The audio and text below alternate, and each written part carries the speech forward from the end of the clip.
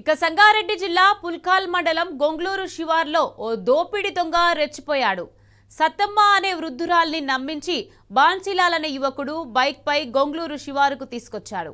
చుట్టుపక్కల ఎవరు లేనిది గమనించి వృద్ధురాలిపై దాడి చేశాడు.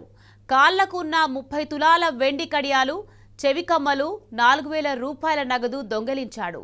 చెవి కమ్మలు లాక్కునే ప్రయత్నంలో వృద్ధురాలి చెవి కట్టై తీవ్ర రక్తస్రావమైంది. వృద్ధురాలి కేకలు విని స్థానికులు అక్కడికి రావడంతో బాన్సిలాల్ పారిపోయే ప్రయత్నం చేశాడు. అయితే పారిపోతున్న యువకుని పట్టుకున్న స్థానికులు చితకబాది పుల్కాల్ పోలీసులకు అప్పగించారు. వృద్ధురాలి ఫిర్యాదుతో కేసు నమోదు చేసుకున్న పోలీసులు నిందితుడిని అదుపులోకి తీసుకుని విచారిస్తున్నారు. ఏం చేసిండమ్మా నేను